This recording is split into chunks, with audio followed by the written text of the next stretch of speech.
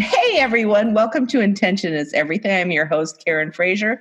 And with me, as always, is my co-host, Cheryl Knight Wilson. Hey, Cheryl. Hey, Karen, how are you today? Good. Did you have a good New Year? Yeah, we had a really quiet, relaxing New Year. It was really nice. How about you? I didn't even stay up till midnight.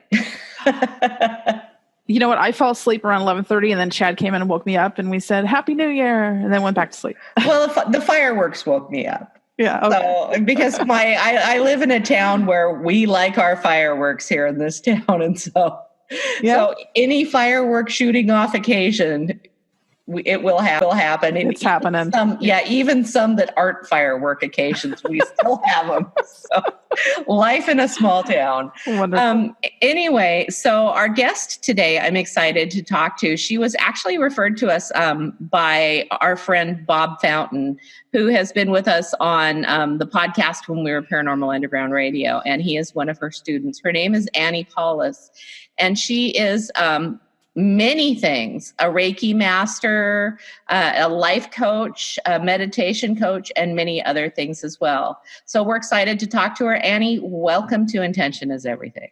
Hi, I'm excited to be here. Yeah. Well, I could have sworn. Thanks so much for having me. You bet. I could have sworn when Bob told us, well, you need to talk to her. I said to Cheryl, we've interviewed her before. And Cheryl, that is right. This is my second time here. See, Cheryl, yeah. I don't know why you can't. I don't know why you can't find it. I can't find it. We have talked to her before. Yeah. I can't. Yes, you have. Yeah. Well, okay. And in fact, Bob referred me last time too. And I was there, I think maybe 2015 or maybe 16. Oh, I feel so much sorry. better. I can't. Okay. Bob said, absolutely, she's been on your show. And I said, I can't find the recording. I cannot find the recording. I don't know why. Yeah, Karen, you said it too. And I've been searching for the recording. I might have a copy of the recording. I'll have to look up too. But okay. I think I did. I am so sorry. No problem. Yeah. So welcome back. It's been a while. Yeah, thank you. Welcome back. And you and I have a lot in common. We do a lot of the same things. I remember. I do the Reiki and stuff too. But you do a lot of different types of Reiki that I don't even know anything about. Yeah, actually, when I started off with my Reiki training, I was so excited. I first did my Osoi Reiki training, and I was just so excited with Reiki and energy healing that I just wanted to learn more and more different modalities. But honestly, if you just know any one type of Reiki, that's more than enough, because it's really the same thing. It has just been, after taking like 5-6 different types of Reiki courses, I realized that it's the same thing. Yeah. You don't really need to learn the different types. I've done a couple. I've done like Karuna Kai and Raku Reiki. And so, they are kind of all the same thing. They just sort of have different symbols. Yeah. They're different symbols with different intentionalities. But what I've realized is symbols, they are your connection to source energy. And you can go into a meditative state and come up with your own symbols. And that is pretty much the case with most of the Reiki masters who came up with the different types of Reikis. They came up with those symbols usually in a meditative state. Like also Mikao Osoi, he came up with the Reiki symbols. He received the Reiki symbols after meditation. That is a story that I heard or I read, that after a 21-day meditation period, he received this energetic download and he had these symbols in his mind as a vision. And, you can go into a meditative state and you can always ask source or the universe to provide to you a symbol that would be your unique representation with source energy. And then you can start using that symbol in your healing sessions. And the more you use those symbols, the more that symbol gets charged with that particular intention. Sure. I love that. That's a great idea. I do something similar, but I do it with like crystals and singing bowls. Which one is for me? Which one is my connection to source energy? And I believe that they choose us. And so what you're essentially saying is that the symbols choose us as well. Yes, absolutely. I love that. So I'm going to actually let Cheryl start with the questions, because you and I have so much in common that I would like Cheryl to ask questions that I probably won't think of, because I just assume everybody knows. Right. Yeah. Okay. I have a lot of questions here, but first of all, I have solved the mystery about why I did not find your podcast. Oh, good. What is it? Do you have a new last name? Possibly. Maybe you could look under Annindita Roy. That's exactly right. Yeah. It was, we have it under Roy. And for some reason. Yeah. Because I got married later on and I changed my name. Yes. And actually, my official name is still Roy, but I go to Palaus. Well, congratulations. Yeah. Congratulations. And if our listeners want to find that original podcast, they can go to Podbean or iTunes. The date is October 1st of 2015. And it's under Annindita Roy, Reiki healer, and so you can just get 2 shows. That'll be great. And I'm glad we're getting to talk to you again and get an update and get more drill down into this topic because it is fascinating. So you mentioned to Karen just now that you were fascinated upon getting into Reiki. And I'm just wondering what actually led you there. How did your journey begin? Yeah, it's interesting that you asked that question because it's a very interesting story. So back in 2007, I was in India and I was working at American Express. And there was this woman who started doing free meditation classes there once a week after office hours. And I had never tried meditation before that. But I have always been very intrigued by meditation and self-healing, even though back then I didn't really have much idea. I think the only idea back then that I had is I had attended Art of Living seminar. I don't know if you have heard about that. It is taught by Sri Ravi Shankar. And he has different Art of Living retreats all over the world, in fact. Even here in the US, he has a couple of Art of Living centers. So the Art of Living I did have little bit meditation experience there, but it was primarily pranayam, that is like pranic breathing techniques. And I found that very beneficial for my health, especially back in India, because the pollution levels there is so high. I used to have breathing problem, but with the pranayam breathing techniques, it was very, very good. And it just helped me a lot with my breathing problems. So, and then when this meditation opportunity came up, I was just very interested, very intrigued, actually, just to give it a try. And what happened is during one of these sessions, she was guiding us through a visualization. And later on, after the session was over, me and this woman, we were in the elevator together. And we were just chatting. And she asked if during the meditation session, if I had a certain vision. And she exactly described that vision. And I was so surprised at how in the world she knew that is the vision that I got.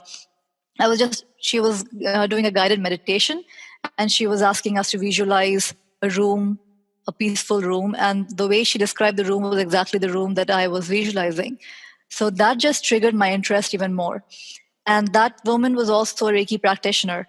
And then another of my colleagues happened to meet a Reiki practitioner. So it just started happening. So I think one thing just led to the other. And then I eventually ended up taking my Reiki level 1 class back in India. And then the 2 and 3, I came here in the US and finished that. And things just kept happening just like that. I just had a desire in my mind, and then somebody would show up who knew something about that, who gave me some kind of information about that. And then I just followed that lead, and it just led me to the next thing and the next thing. So after Reiki, then I also got into reconnective healing. I think that was through a Facebook group that I was part of, where people were talking about reconnective healing and the reconnection, which is taught by Dr. Eric Pearl. That is another form of energy healing modality. So that was a very interesting experience too. So one thing just led to the other. I love hearing how, when somebody's path just kind of just right there, just falls in line, and there it is. And, and I never imagined that one day I would be a Reiki practitioner and teacher myself, and that would be my full-time work. Right. Oh, that's great. Well, for those who have never experienced Reiki, can you describe the process of Reiki? Sure. Like the process in the sense from the practitioner's point of view or from the receiver's point of view? Can you start from the receiver's point of view? Sure. From the receiver's point of view, it would be very different for each person. Okay. So it is not something that can be specifically described. Although there are certain common things that people sometimes experience based on, sometimes some people are more visual. So people who are naturally more visual, they might see colors or visions during a Reiki session. Wow. People who are more kinesthetic, more connected to their feelings. They might have sensations in their bodies, like a feeling of like maybe a cold wave or a heat wave or tingling sensations in different parts of the body. And some people who are very auditory, they might even hear something. They might have messages from source or, some kind of guidance or spiritual guidance or something. So it really depends on what their primary modality is. Mm-hmm. And it also varies from person to person. And some people might not feel anything at all. And I always tell this in my Reiki workshops as well, that even if you don't feel anything, don't get disappointed, because it's always good to not have a fixed expectation that how a session is going to feel. Mm-hmm. Because often when you talk to somebody and that person has had some, really strong experiences, like they felt shivers going through their body and they saw colors and visions and had sensations and feelings. Maybe they even had an emotional release. Some people actually cry because they have this emotional release during a Reiki session. But not everybody is the same. Not everybody is energetically at the same place.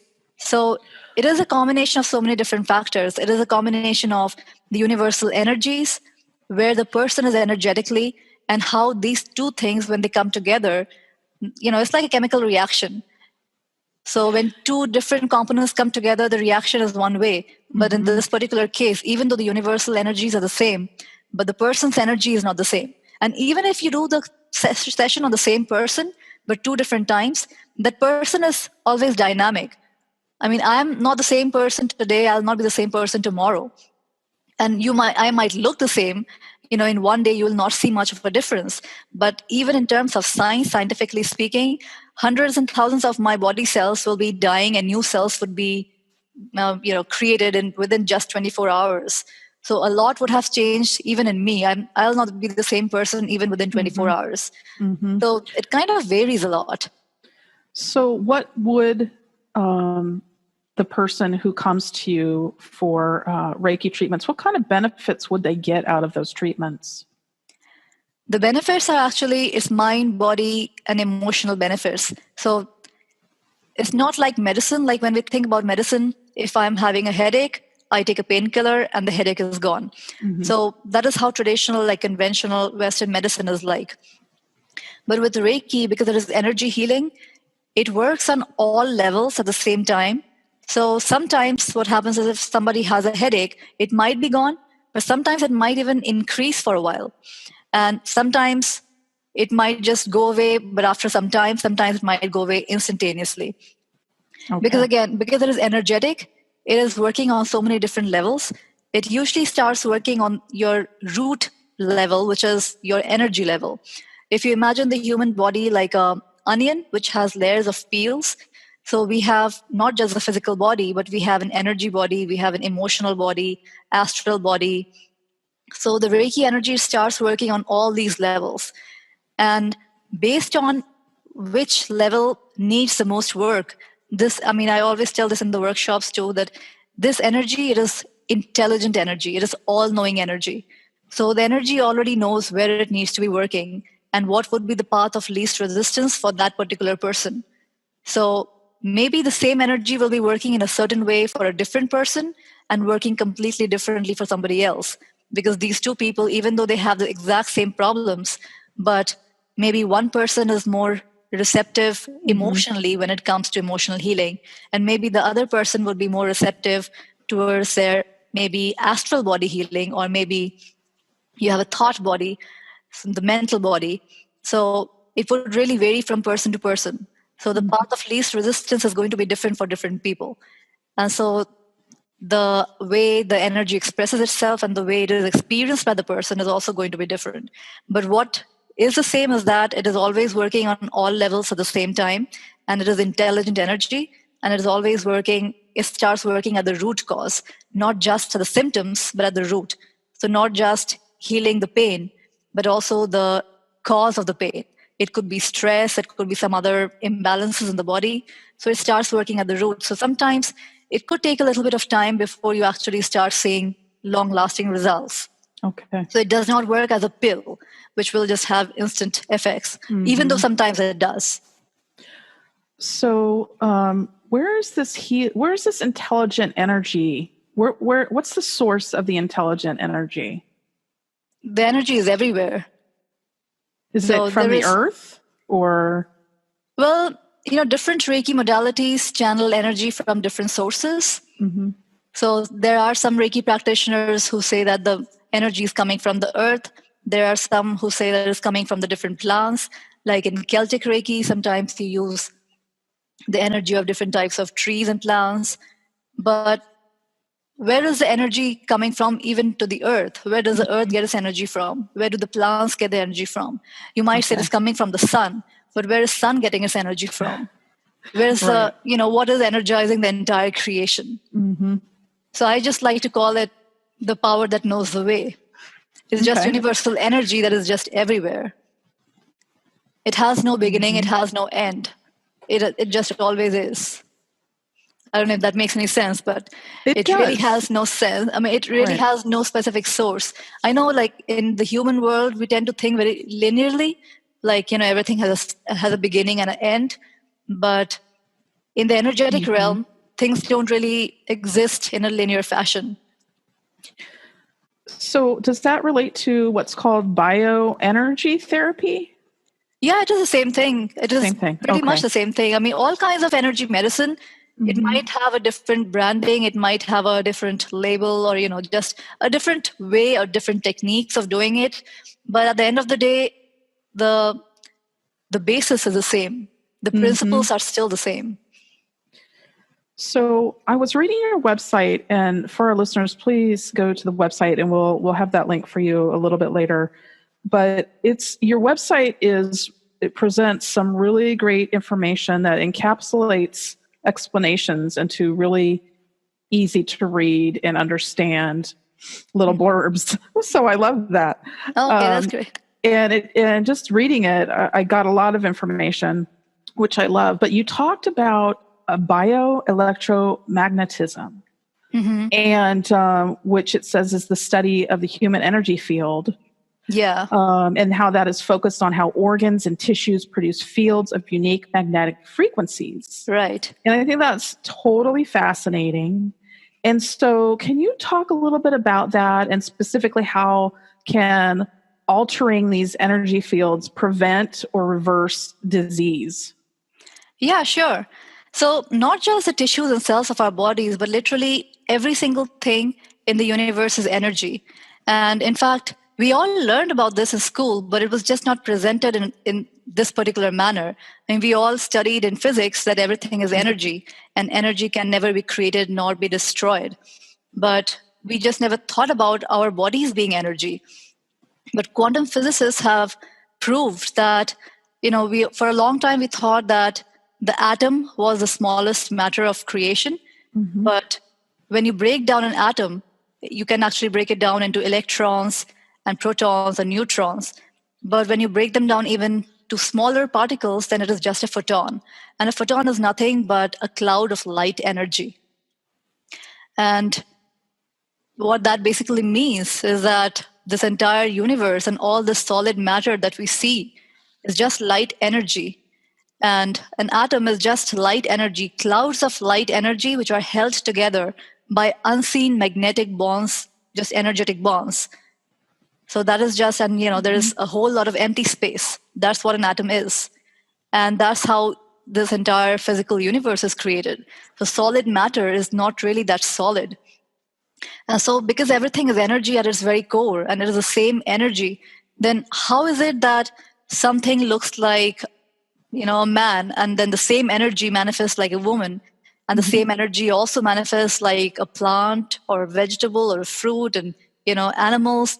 We have so much variety here. That is because even though it is the same energy, but it is a different frequency of the same energy, a different vibratory signature. Like we all have fingerprints, unique fingerprints by which you can be identified. Same way, we all have our unique vibratory signatures. And that's why things appear different. Even humans, not everybody appears the same way, even though we do have the same organs and everything.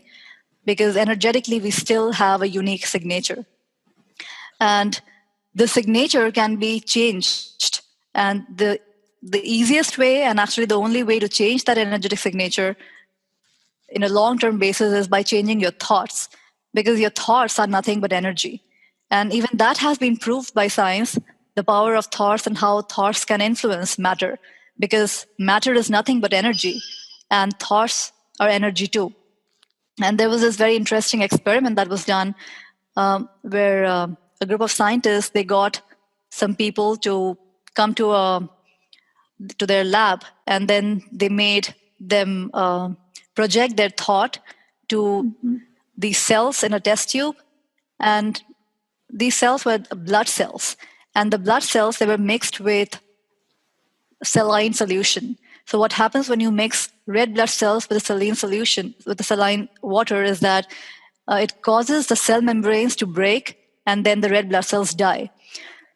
But when these group of people, they were asked to focus on these test tubes and to visualize that these cells stay healthy and alive. And when they did that, then the cells actually stayed alive for a much longer time than under regular circumstances. And then they replicated the same thing, but in this case, the person was not in direct contact with the test tube. The test tube was in a different building, and they were only shown picture of the test tube. And they had the same results again. So which means that whether the thing is in their vicinity or not, it didn't matter. Energetically, it was all connected, and they were able to change the activity of the red blood cells, even when it was far away in a different building. Wow. So basically, you can change the bioenergy field of any item, any object, using your mind, using your intention. Because energy flows where attention goes. Whatever you put your focus onto is where the energy is flowing. And just using your intention, you can change the energetic field of any object or any person, including the cells and tissues of your body. And that's pretty much what happens during a Reiki session. It's the Reiki practitioner's intention that makes the energy flow in a certain manner and brings the body into a state of balance and wholeness. So visualization, it's a form of visualization in a way. It does involve visualization and also, of course, intention. Okay. Okay, Karen, I'm sorry I'm hogging up all the questions. No, that's okay. I'm just listening. It's all good. I always like to hear other people talk about energy and energy healing because I get so entrenched in the way that I explain things. So it's always nice to hear other people explain them because they might explain it a little differently than me. So I dig that. So Annie, I wanted to talk to you about NLP, neuro-linguistic programming, because I know that you also do that. And I use a little bit of NLP because I think it's a pretty powerful tool, and it's it's an empowering tool. So can you explain for our listeners what NLP is and how one could use it in an empowering way? Sure. Yeah. NLP stands for neuro-linguistic programming. And so literally, it reprograms your mind and eventually, of course, your life. And it can be used for faster learning, for creating better relationships, greater success. Sometimes people also use it for, persuasion and negotiation. Like salespeople often use certain NLP techniques for that. It can be used for eliminating fears and phobias, for low self-esteem. So basically, it is really the study of. So when NLP was founded, the founders, they studied the top achievers, and they realized how the brain of the top achievers works differently than those who are not achieving the same results. And they realized that if one person is able to achieve something, you can actually learn and you can teach that to somebody else to achieve the same results. So it is just like at its core, it is about changing how you think can actually transform what you think. That is the basis of NLP. So when you change how you think about things, you transform what you think. And that leads to modification of your behavior and your thought patterns. And you can modify them to suit your projected goals. So that is why NLP is such a powerful and empowering tool, that it can definitely help creating new behavioral patterns, new patterns of thought, and break free of your old limiting beliefs and patterns that are not serving you anymore, and that are not helping you to achieve your goals. Well, and it dovetails really well with the energy work you do. It does, yeah. The way that I use NLP with in my energy work is that, that blissed out feeling you have when you're at the end of a meditation or the end of a session, I anchor it. That's great. Yeah. Anchoring is a very powerful NLP technique. Yeah. Yeah. So could you explain anchoring and maybe give an example so that somebody who has no knowledge of anything about NLP could anchor a behavior or anchor a feeling or anchor something, so that just by listening to this podcast, they can maybe change something about themselves? Yeah, sure. I mean, anchoring is one of the easiest NLP technique, actually. And Tony Robbins is known for using anchoring technique very often when he's doing his seminars on stage. So anchoring is nothing but just a physical sensation that it's literally like an anchor, an anchor that you use for a boat. It just keeps the boat in that place. So the anchor is a physical sensation that you refer to every single time you have a certain emotional state. And what it is meant to achieve is that every single time, eventually, after you've practiced the anchor a certain number of times, after you've repeated it, and your brain and your body memorizes it, so to speak, then every single time you repeat that particular emotion or anchor, then the same emotion is triggered every time. So what you can use it for is, let's say somebody gets very nervous while public speaking or during an interview. So they want to feel more confident. They want to feel more centered. So what they can do is, when they're in a relaxed state of mind, they can just remember a time in their life when they felt extremely confident, a time when they felt very uplifted, very sure of themselves, extremely motivated, and there was no nervousness, nothing.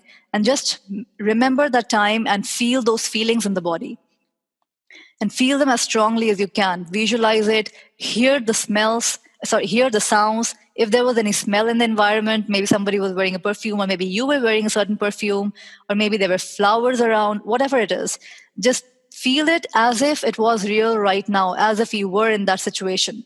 You see the people around, you see it with all its details, with all the colors, all the sounds, all the fragrances and everything, and you just create that whole situation again in your mind. And then you create an anchor. And the anchor could be anything. Let's say you just put 3 fingers together, or it could be just 2 fingers together, or maybe just touching the tip of your tongue to the roof of your mouth, or maybe just patting your back. It could be anything. You pick your anchor. It doesn't matter what it is. So it could be something that nobody else will notice, because sometimes, you want to use your anchor publicly. So you don't want your anchor to be something like jumping up and down, because you might want to keep it private. Right. So just use that 3-finger technique, or maybe touching the tip of your tongue to the roof of your mouth, or whatever simple, easy anchor that you want to use. And just do that and repeat that a few times. And repeat that over a number of days. And then you will start noticing that next time when you have to do maybe a presentation, or maybe you have to talk to somebody, maybe talk to public at large, or maybe you are going for an interview, you do that right before your interview, or you do that right before the presentation. And you will start seeing that the more you use this and the better you have anchored that particular experience, during that interview, you will not have the feelings of nervousness anymore. You will have that same sensation that was created during that event in the past that you have anchored yourself to. So you can feel the same amount of enthusiasm, upliftment, confidence, whatever it is that you were anchoring yourself to. And you could create an anchor for literally any positive emotion that you want to feel. And you want to feel that emotion, like instantaneously, without having to spend a lot of time with meditation and visualization. So anchoring is a very easy and short technique, and the technique is pretty simple. Just have a strong sensation, have a strong story from your past that you remember very clearly, and just repeat it in your mind, and just pick any anchor that is easy for you, 3 fingers or 2 fingers, or just touching your back, touching the back of your neck, maybe pinching your ears. It could be anything, just something very simple. And you repeat that over and over, and it just creates that experience, and your brain automatically associates that experience, that feeling, with that trigger. I love that. And I do. It's one of my favorite NLP It is, because it's super easy. It's really powerful. It is very powerful. Anybody can do it. You don't need to go see somebody. But the question I have is, do you think that there are times, because I've thought about this a lot, and I think that we do. Do you think that sometimes we accidentally anchor negative things? Yeah, we do. We do that all the time. Yeah. I mean, like if you have a toothache, and you poke at it with your tongue, right? Yeah. Every time you poke at it, you worry and think, oh crap, I've got to go to the dentist. I can't afford the dentist. Pretty soon when you're poking at that tooth with your tongue, you're thinking thoughts of illness and lack of prosperity and things like that. Yes. Yeah. So I do that. I think so. And so, well, it's a powerful technique for positive change. Also realize that you can do it inadvertently. Right. And try and catch yourself doing that before it gets set. Exactly. Yeah. That's why mindfulness is so important. That, if you're doing it mindlessly, then, you don't have that awareness that I'm doing this. That's why, one of the things that I like to talk about even in my workshops is about the power of being mindful of your emotions, of your thoughts, of your intentions. Because sometimes we are just doing things on autopilot without even thinking about it much. But the more mindful we become, like this thing that you just pointed out, you were able to point this out because you have been mindful. Because people do this without even thinking about it. Right. But what mindfulness does is that it makes you realize. And that is really the first step to change. Without mindfulness, there would be no change because you would not even realize it. Right. Yeah, for sure. So I also noticed that you have an event coming up in one of my favorite places on the planet. Oh, is that the Sedona retreat? Yeah, I just got back from Sedona last month. We were down there for several days, and I love Sedona. So you're doing a Sedona retreat, and when is it, and what's happening there? Yeah, so it's a 3-day retreat. It's happening in June. So it's June 6th, 7th, and 8th. And it's basically a Reiki yoga and meditation retreat. So there'll be Reiki sessions. There'll be Reiki workshop where I'll be teaching the Reiki level 1, 2, and 3 levels. There'll be plenty of opportunity to do like treatments on one another, get a lot of Reiki hands-on practice. There will be an evening of meditation every day. And in the morning, we will begin with a yoga flow. So, why Sedona? Well, it is a place where I've been wanting to go for a really long time. I have never been to Sedona, but I definitely you're gonna dig it. Go to. Yes, yeah, I definitely want to go to Sedona. It's amazing, for sure. Yeah, I'm sure it is. I've seen the pictures, and I've been wanting to go there for a long time. And also, I do this particular modality. It's called the Sedona Method. So, tell me about the Sedona Method. Well, the Sedona Method is all about letting go and releasing. So it is really about the art of surrendering, surrendering to a higher power. Because often, when we set goals and we set intentions and we do a whole lot of things for manifesting the life that we want to create, but sometimes we get so hung up on, chasing the goals and chasing our dreams that it can actually be detrimental when you just forget everything else and you get too focused on those goals that you forget why you even had those goals at the first place. Yeah. So it's always good to have a certain level of detachment from your goals. And the Sedona Method actually is a great tool for that. I'll have to look into that because I don't know anything about it, but I'll have to definitely take a look at that and see what that is. I noticed on your website that you do that, and I thought, well, that sounds interesting. But what you're describing, I think a lot of people kind of get there naturally. I know that until I finally thought, wow, I am not doing a great job of steering my own ship. Okay, universe, take it. And that's right. That is letting go. Yeah. That's when life took off for me. Exactly. Yeah. Sometimes what happens is people, they just let go by themselves because, sometimes we hear these stories that from rags to riches or from riches to rags, that somebody was very successful and then all of a sudden they started losing everything and they lost everything and then all of a sudden they again started gaining everything back. So what happens is sometimes when we have nothing else to lose, then there is no more fear of losing.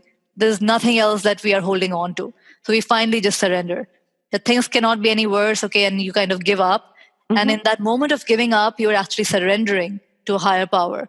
And, in our culture, we have been taught by society to never give up, always keep striving and working hard and efforting so much. But there is a lot of power in giving up. And actually letting go and giving up are two very different concepts. Usually people use the word giving up in a negative way. Yes. But I would rather like to call it as letting go. So giving up is when you don't trust that there is a higher power, when you don't trust that, there is a power that has your back. So that is giving up. When you are in depression or apathy, when you don't trust that things are ever going to work out for you. So that is a very low vibrational place. But letting go actually is a place of utmost trust or faith that, you are having your complete faith on the universe and you know that everything is already perfect just the way it is. So you are not striving hard to control things. You're not striving hard to make things conform to how you think they should be. So that is a very powerful state to be in when you just let go, just surrender. The power of surrendering is quite powerful. And when you let go, when you surrender, then you actually create the manifestations and happen more easily. The more you are able to surrender fully, the easier the manifestations happen. Yeah, occasionally I still fight it. Yeah, it happens. Yeah, me too. but not nearly as much as I have. And right, I think that I appreciate that you explained the difference between letting go and giving up, because that was kind of my mindset for a long time as well. I just can't give up. Yeah. And then what I realized is that what I was doing by having these very specific goals, that I was limiting the universe. And when I just sort of say, okay, it's up to you now, I'll do what you want me to, it just goes better. Yeah, it is surrendering to the divine will. Hey, Cheryl. So I have a question about abundance then. I mean, this is kind of what you're talking about. And on your website, you say, if you are not living a life that you love, it is because you are not leveraging the universal laws in your favor. So can you talk a little bit more about how someone can better live a life that they love? They could do letting it go, or what else can they do? Yeah. What other things can they do? Yeah, so I talk in great detail about the universal principles in my Abundance Revolution program and workshops. And I can give an example of one of the universal principles, the law of singularity. And the law of singularity really just says that we are all one. And it is kind of in line with what I was telling in the beginning of the interview, that we are all extension of the same source energy. But because we tend to forget that, we forget who we truly are. We forget that we are all one. I mean, literally we are all one, but because we tend to forget that, so we have this universe created, which is really a place of high polarity or duality, where there is a right, there is a wrong, there is up, there is down, there is light, there is darkness. And this polarity is basically an illusion. And as long as you buy into that illusion, you will also have the illusion that you are separate from everybody else and from the whole universe, from the whole of creation. And then you will also automatically have, because you are separate, now you need to control everything that is happening around you to meet your own agenda. And basically, the first agenda that we all have is our security and survival. That's the strongest program at a primal level that we have. Sorry. And so because we see ourselves as being so separate from everybody else, so there's always this constant fight for security and survival. And even though we are not living in caves anymore, we are not cavemen anymore, we don't constantly have to protect ourselves constantly against the forces of nature or from wild animals, but we are constantly trying to protect ourselves from people or from situations that we think are detrimental to us, or people whom we think are going to take away the things that we like, or situations that are going to take away the things that we want. And so that is when we go against the universal principles, we literally make our lives more harder. So just remembering the universal principles, just remembering the law of singularity, that we are all one, and actually looking for opportunities to practice that. And by opportunities, I mean, instead of thinking of your success as an individual thing, which is only about you achieving your goals, if you can make it a team endeavor, where it is not just about you anymore, but about the success of everybody included. So that just creates exponential success and exponential abundance when you start living in accordance with the universal principles. And that was just one of the examples. Okay. So, when they say coming from a place of love instead of hate or anger, obviously that's going to bring in more love, not only to your own environment, but to other people. That's right. Because since everything is one, so when you love somebody, you just love yourself. When you hate somebody, you are hating yourself. And it might seem very extreme right now, but it is actually really like that. It might sound that, how is that possible?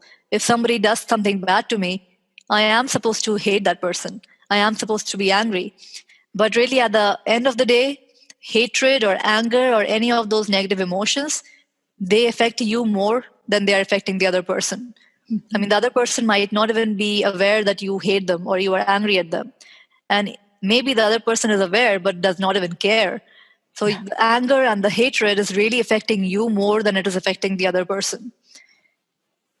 And because we are energetically interconnected, the interconnection is really because we are energetically one.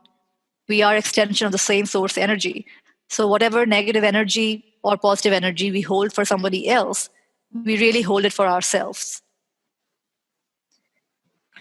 Yeah, I mean, that just makes a whole lot of sense. Yeah. I'm glad that does. And Karen, I'm sorry, go ahead. Oh, no, that's okay. I was going to let you lead into it. So, Annie, you had an exercise that you were going to do with us and for our listeners. And so we have like about 15 minutes left. So we can do that for about 10 minutes and then we can shamelessly self-promote. Sound like a plan? All right. Sounds like a great plan. Cool. Take it away. So, all right. So the exercise is really since this is the beginning of the new year and people generally have New Year resolutions and, goals and intentions for the year. So I created this exercise and it is a meditation exercise, come NLP. I have used some NLP principles in this exercise. And before beginning the exercise, it's a good idea to bring to mind maybe certain goals that you have. And I have just a few general guidelines for setting goals, because sometimes people tend to set goals using negative wording, and that does not help. So certain guidelines that I have learned and that have been very helpful to me is like phrasing your goals in the now. So always thinking of it as something that is already here and now, not something that will happen in the future. So if you want to manifest a dream job or a car or a house, then, framing it like I already have that job. Or at the very least, if it is too big of a jump to imagine it, imagine yourself as having it, then at least framing it like I allow myself to have such and such, fill in the blank. So at least framing it that you are allowing yourself to have it right here, right now. And of course, phrasing the goal in the positive, always making it a positive statement and not a negative statement. And include yourself in the goal statement. Don't make your goals about somebody else. Like, don't have a goal where, I want my daughter to get married by the end of the year, or I want somebody to have something by the end of the year. Because sometimes people tend to have goals for others, and they think that they can visualize and make things happen for others, which they can, but only if it is in alignment with what the other person also wants for themselves. So it's just good to have goals for yourself, include yourself in the goal. And be specific, but not limiting. Excuse me. So what I mean by that is, don't be vague like, I want to be rich, because that is very vague. So be specific. Let's say, I want to be a millionaire, but not so specific that I want to make $1 million, because then you are putting a limitation on the universe, what the universe can bring. Because what if the universe wants to bring you 10 million? So instead of saying, I want to make $1 million a year, just, write, I want to be a millionaire. That was just an example. And also eliminate the word want from your intentions, from your goal statements, because wanting and having are two very different vibrations. When you want something, it means that you don't have it already. So instead, making the goals in the current situation, like it is here and now, is better than making something using a want statement, that I want to be fit, I want to be healthy. Instead of that, just making it, I am fit and healthy. Well, I am my ideal weight. And state the end result, but not the means of achieving it. Because the means of achieving it will be really based on the universe. The universe can bring to you things in manner that you cannot, possibly imagine.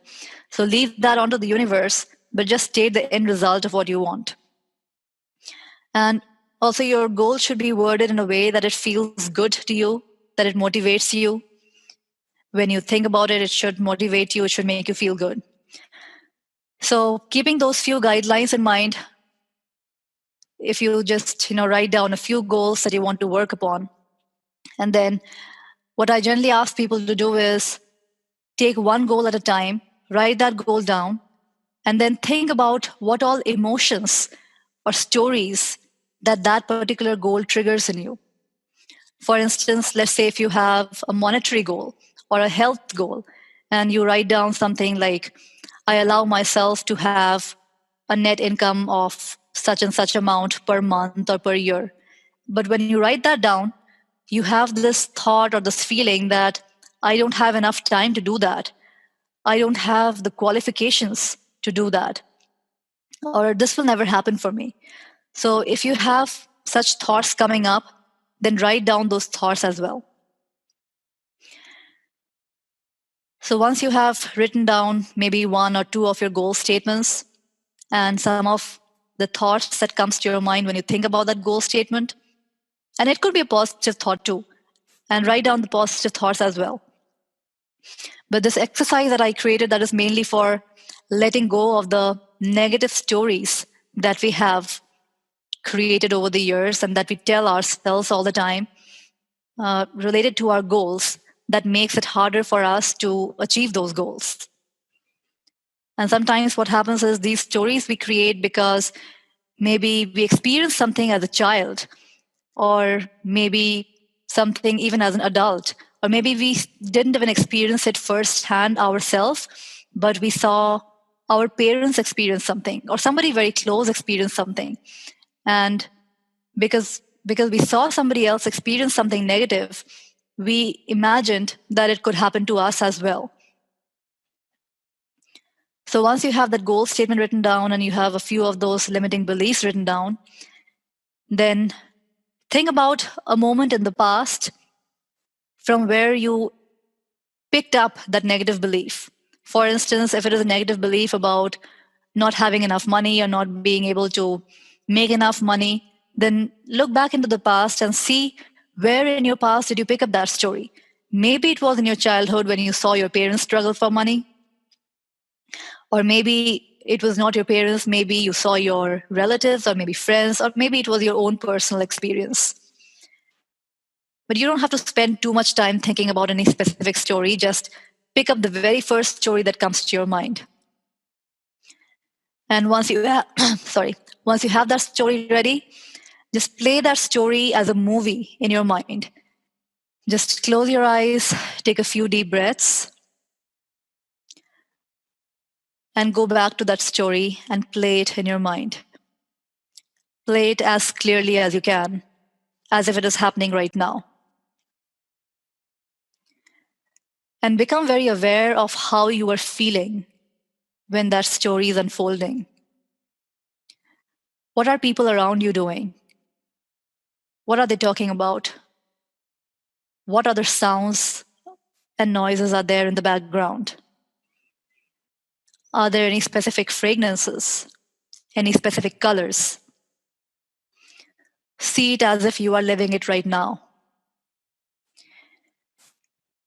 And once you have played the story from the beginning till the end, just get aware of how it feels. And on a scale of 0 to 10, where 0 is, it has zero emotional intensity, like no emotional intensity, and 10 is extremely intense, just see where you are on the scale, just for your own reference. And now we are going to pick a theme music. So just pick a music which is in complete contrast to the feelings that this particular story that you just played in your mind. If that story was a sad story, then pick a music that was happy. If this was an embarrassing story, then pick a music that was uplifting, that makes you feel confident. So whatever the theme of the story is, pick a music that is in total contrast to that story. Once you have selected the music, start playing that music loud and clear in your mind. And now that the music is playing loudly and clearly in your mind, start watching that movie again, the same old movie that you played previously. Watch that movie with this background music that you just picked.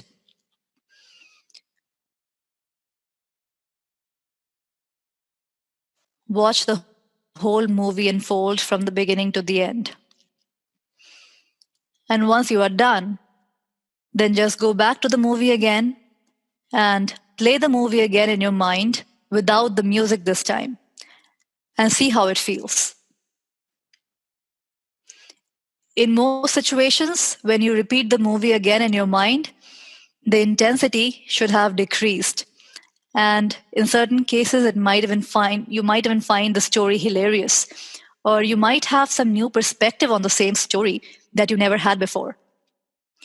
And now check to see how intense your feelings are compared to the very first time when you saw the movie in your mind. And your aim is to get the intensity. Let's say if the intensity previously was a 6 or a 7, your aim is to bring the intensity down to 1 or a 2. So if the intensity is not low enough, then you can repeat it again, play the same movie again, but this time with a different theme music. So you can try different types of music. You can pick a different music, start playing that in your mind, and then start playing the movie again. Play it from the beginning, watch the whole movie unfold with this new theme music.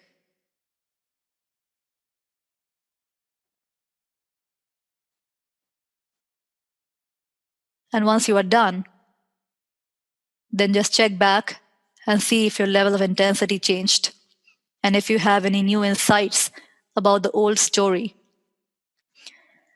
So this is a very powerful NLP technique to reprogram your old stories, because often we have these old stories playing subconsciously in our minds, and we are not aware of them consciously.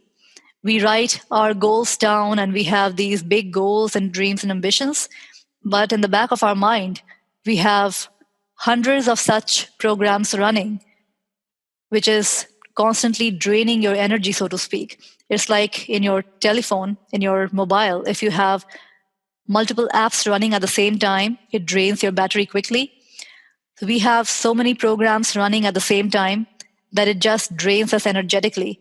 And that's why at the end of the day, we don't have the amount of energy or focus that we need to actually manifest our goals. And I would suggest that you do this process with each and every one of your goals. And if you wrote down multiple negative beliefs about each goal, then I would suggest repeating this exercise with each of those negative beliefs. Pick one negative belief at a time and look for where in the past you picked up that belief. What happened? Did something happen to you? Maybe something in your family, maybe something to a colleague or maybe to a friend, something that you observed in the past. Maybe you picked it up from watching a movie or something, maybe from watching a television series. Could be anything. Just go back to whatever first thing that comes to your mind. You don't have to overthink this. Just pick the first story that comes to your mind and just work with that. And just one by one start reprogramming all these negative beliefs into a more empowering and positive one. So that worked really well. I've got to tell you, I just did it really quickly as you were talking about it. And so the thing that I was visualizing wasn't super intense. It was like maybe a 3 or a 4. But once I started playing that bouncy music with it, man, it was gone. Yeah. And actually, I would recommend not to go with, extremely intense stories, like a 9 or a 10, especially when you're doing it the very first time. Yeah. I would say maybe go with something that is 6 or 7, maybe even 8, but not to go into something extremely, not something that is you are very sensitive about, something that is very intense, right? Especially when you're doing the first time. But once you get the hang of it, then then you can take more intense stories, and then it doesn't matter how negative that particular story is, you can always transform it into something more positive. Well, I really like that. That's a great exercise, and that's a great tool that our readers, I'm not writing a book, I'm doing that our listeners can use. So thank you. That's really great. So You're welcome. I wanted to ask you the same thing we ask everybody as we get to the close of the show, and that is, can you list 1 or 2 things that you do intentionally, that you bring intentional living into your life that our readers can try, or our listeners can try? Yeah. Lord. Yeah, absolutely. So one of the things that I love to do in the morning, the first thing in the morning while I'm having my tea or coffee, is I just love listening to something inspirational. So either I listen to something inspirational or I read something inspirational. So it really depends. I don't always stick to the same routine. I mix it up to keep it interesting. But more or less, these are the combination of things that I do. So if I'm listening to something, then usually I'm listening to Abraham Hicks. I don't know if you have heard about Abraham Hicks. I love Abraham Hicks. Absolutely. Yeah, I love Abraham Hicks too. Yeah. So I just love listening to their YouTube videos. So sometimes in the morning, I begin, listening to their YouTube videos while having my morning tea or coffee. Or I might just read some inspirational book. Like lately, I finished reading a book called Be As You Are, The Teachings of Sri Ramana Maharishi. That is a very good book on consciousness, about how to practice self-inquiry, and also like consciousness and the absolute, like what I was talking about, everything being one. So it's all about really that. So that was a very interesting book. So sometimes I read a book, sometimes I'm listening to Abraham Hicks. Then after that, I like to do a little bit of journaling. So I have my gratitude journal, and I just love to write down for maybe 10-15 minutes things that I'm grateful for. That just brings me to a more appreciative and a higher vibrational state, I feel. It just makes me feel good the whole day. Sometimes I might even do gratitude journaling maybe at night before going to bed, or maybe sometimes it might be even afternoon. I don't really always have a fixed time, but usually I try to do it first thing in the morning. And then the next thing I do is I meditate. I try to do it for like 20 to 30 minutes. But depending on the amount of time I have, I might just do it for 15 minutes or maybe just 10 minutes. And once in a while, if I don't feel like meditating, then I might even use the Sedona method that I was talking about. That is a process of letting go or surrendering. And there are these number of exercises that I can just do. I can bring to mind things that I have been holding on to and just do those exercises for just letting go and surrendering. So yeah, those are pretty much my regular things that I pretty much do on a daily basis. I mix them up. Sometimes I might not do the Sedona method. Sometimes I might just do meditation. Sometimes I might just do a little bit of yoga instead of meditation or Sedona method. Then I might do meditation at night. But in the morning, I generally stick to, for sure, listening to something inspirational or reading something inspirational. I like to begin my morning with something inspirational for sure. And I definitely also love doing the gratitude journaling in the morning. Do you feel like writing it down is more powerful than just thinking of things you're grateful for? Yeah, I do feel that, because writing just brings your focus so much more, just because the activity is so physical and it is also slower than thinking. Yeah. And sometimes in your mind, you can just get distracted and not even realize it. Right. Start thinking about something else. Yes. But writing definitely makes you focus more strongly. It's a more stronger point of focus. Cool.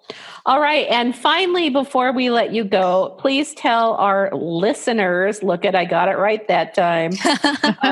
Please tell our listeners where they can learn more about you, where they can learn about your Sedona retreat, about the programs that you have, and the book that you wrote, and all of those things. Sure. Yeah. So my website is anninditapalaus.com. And my name can be a tongue twister, so let me just spell that out. It's A as in Alpha, N Nancy, I Indigo, N Nancy, D David, I Indigo, T Tango, A Alpha, P as in Peter, A Alpha, L Larry, A Alpha, U as in Umbrella, S Sam. That is anninditapalaus.com. So you'll find all information about my workshops and my retreats on my website, as well as my coaching sessions that I do. And the Sedona retreat, as I mentioned, is happening from June 6th to June 8th. And there's an early bird pricing that is ending on January 31st. So if people sign up before that, they can get a $200 off on the retreat. And I mainly teach my live workshops here in Florida. So you'll find all the information about my upcoming workshops, which are happening. I have a Reiki workshop coming up, also meditation mastery workshop coming up here in Florida. But I do also have a lot of webinars, live webinars that I do. And you can find all that information under the programs. When you go to my website, there is a programs tab on the top. And under the programs, it is under the events. So under the events, there are the different events: meditation event, abundance revolution event, the Reiki complete healing event, Sedona retreat. So depending on what kind of workshop you're looking for, if you just pick that particular option, meditation or Reiki or the Abundance Revolution program or the Sedona retreat. So once you click on that, then you'll see the upcoming dates. And I keep on updating the upcoming dates for the webinars as well, for the live webinars that I do. And the live webinars are pretty much exactly the same material that I cover in my workshops. So there is really no difference between the live webinars and the workshops. The material is exactly the same. The only difference being that you don't see me in person. But of course, you can always ask me questions. And, even after the webinar is over, people can always get in touch with me if they have any questions or anything that, that they feel needs to be answered. And you can find more information about the coaching sessions too on my website, anninditapalaus.com. I also have a YouTube channel that's called Annindita Palaus TV. And I have not been very active on YouTube, but this year that is one of my goals, to post more videos on YouTube. I already have 100 plus video ideas, which I was gathering last year, but I never recorded those videos. But I am quite optimistic that this year I'm going to record those videos finally. So that is one thing. And my book is available on Amazon. It's called The Healing Sutras, and it is available for purchase on Amazon. You can also buy it on my website. And the Healing Sutras, like the name suggests, is really about the different healing modalities. I talk about energy healing, about color therapy, crystal healing, meditation. I basically touch base upon a whole lot of different healing modalities, just to give people a taste of different types of healing modalities, so they can have a basic idea and also start working with those techniques. Actually, the book is full of a lot of different techniques and tips and tricks that people can immediately start applying on themselves. And that is available on Amazon. Okay. All right. So, you have a busy year coming up. It sounds like you're going to be in front of the camera a lot. Well, I do hope to. That's the intention. Yes. And I suspect that you will do that. Well, Annie, thank you so much for coming on the show. I'm glad that Cheryl finally solved the mystery of her thinking you hadn't been, and me sure that you had. Yeah, I'm glad too. In fact, I need to look if I have that link saved somewhere. If not, then maybe I'll get in touch with Cheryl and ask her to share the link with me again. Absolutely. Yes. Thank you so much for joining us again. And I do hope that we get to talk to you again in the future. Me too. It was really nice talking to you. Yeah, great talking to you too. Okay, so that is it for this episode of Intention is Everything. I would love to promote our guests ahead of time, but Cheryl and I seem to be flying by the seat of our pants. And we're okay with that, aren't we? We just go with the flow, We just go with the flow. So we will be back in 2 weeks with another guest. Thank you, everybody, for listening, and have a great rest of